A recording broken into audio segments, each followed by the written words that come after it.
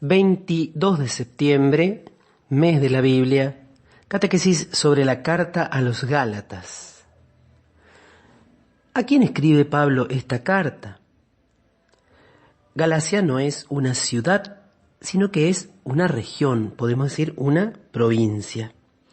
Los Gálatas, los habitantes que fueron evangelizados por Pablo durante su segundo viaje misionero, cerca del año 50, eran descendientes de los celtas o galos.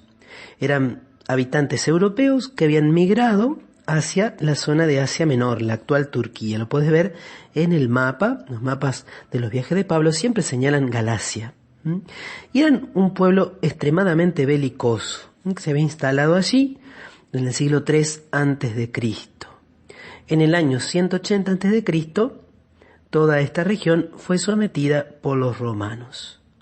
Allí Pablo estuvo entonces cerca del año 50 y su estadía y su predicación se dieron en medio de su enfermedad. Eso lo narra el mismo Pablo en el capítulo 4, del 13 al 15. Esto no está narrado así, al menos con estos nombres y esta mención, estos detalles, en el libro de los Hechos. Pablo estuvo enfermo por esa enfermedad, estuvo algunos meses. Él les dice a los Gálatas en el capítulo 4, versículo 15, a pesar de que mi aspecto físico era una prueba para ustedes, no me desdeñaron ni me despreciaron. Todo lo contrario, me recibieron como un ángel de Dios, como a Cristo Jesús. Y esta carta está motivada por una grave crisis que estaba pasando la comunidad. Es una de las cartas donde más aflora, por un lado, la situación de esas iglesias y por otro lado, el fuerte temperamento de Pablo. Estas comunidades que habían recibido la predicación del apóstol de los gentiles habían sido luego perturbadas por predicadores cristianos venidos de Jerusalén, los cuales erróneamente se consideraban respaldados por Santiago, el hermano del Señor, que era uno de los más importantes, era considerado columna de la iglesia, junto con Pedro y con Juan. Según estos, que eran de los que ya hemos mencionado varias veces como los judaizantes, los fieles convertidos del paganismo debían someterse primero a la ley de Moisés y a la práctica de la circuncisión para llegar a ser verdaderos hijos de Abraham y herederos de las promesas divinas. Entonces, estos judaizantes querían someter a la esclavitud de la ley, de esto hablar con mucha fuerza Pablo en la carta, y querían arrebatarles la libertad que ellos habían recibido. Y por otro lado, también para reforzar sus ideas, estos judaizantes atacaban a Pablo, atacaban la legitimidad de Pablo, diciendo que él no era un verdadero apóstol, que no tenía autoridad, e incluso diciendo que no estaba de acuerdo con los demás apóstoles. Por eso, esta carta tiene un tono muy intenso. Si la lees con atención vas a ver que Pablo en esta carta no tiene temor de retar, de reprender con muchísima fuerza. Es tal vez su carta más genuina, por su tono, por su estilo y por sus ideas. Argumenta con todo tipo de recursos, hace uso de referencias históricas, evocaciones de recuerdos personales, cita la escritura, también utiliza procedimientos exegéticos característicos de las escuelas rabínicas. Recordemos que él tenía una formación muy importante como fariseo. Interpela personalmente, hay un momento donde les dice, tal vez una parte de las más fuertes, les dice: Gálatas insensatos, ¿quién los ha seducido a ustedes? Ante quienes fue presentada la imagen de Cristo crucificado. E incluso en algunas frases se observa una cierta ironía de parte de Pablo. Maldice y apostrofa con violencia, recrimina sin respetos humanos, pero también ruega con dulzura.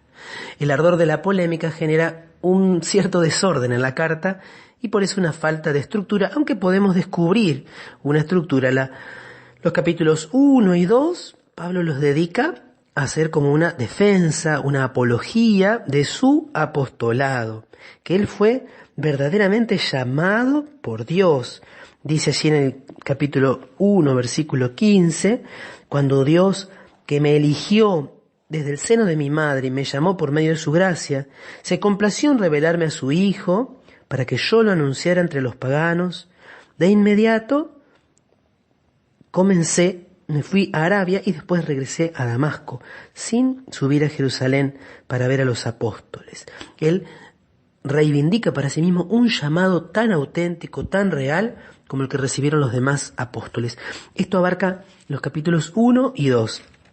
El capítulo 3 y 4 es la sección más doctrinal y allí expone la tesis central de esta carta, la justificación por la fe. El hombre no se salva por las obras de la ley, sino por la fe en Cristo Jesús. La salvación viene porque Cristo murió por nosotros, por nuestros pecados y resucitó. Y nosotros creyendo nos hacemos partícipes y beneficiarios de la salvación que nos otorga Cristo. Por supuesto que esto engendra luego una respuesta de parte nuestra con un cambio de vida, con una conducta acorde, pero la salvación ante todo es un don gratuito y no la alcanzamos por nuestras propias obras.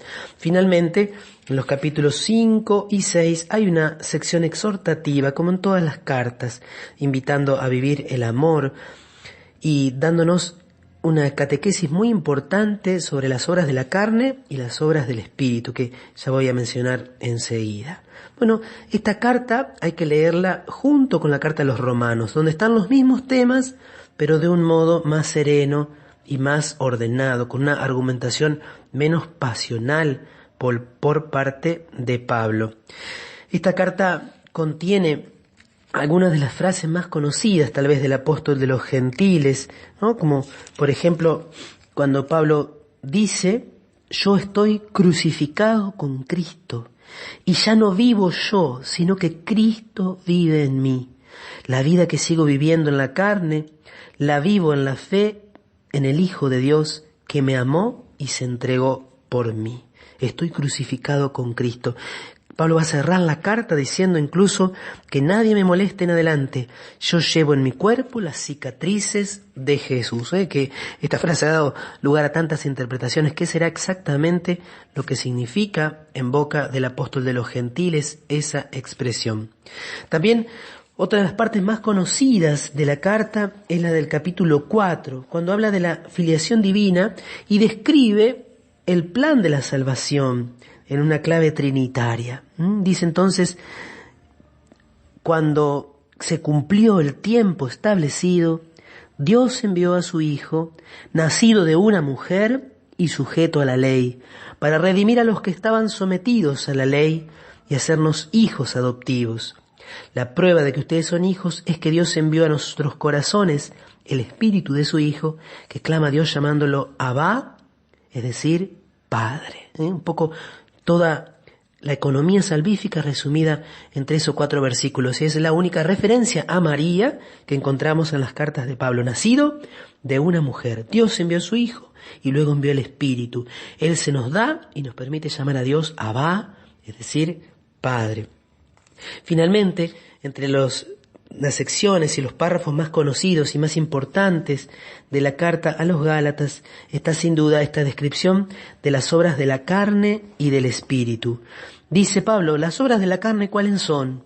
Fornicación, impureza y libertinaje, idolatría y superstición, enemistades y peleas, rivalidades y violencias, ambiciones y discordias, sectarismos, disensiones y envidias, ebriedades y orgías, y todos los excesos de esta naturaleza. Claramente el mundo pagano vivía en todos estos excesos. El cristianismo trajo una novedad, un estilo de vida completamente diferente.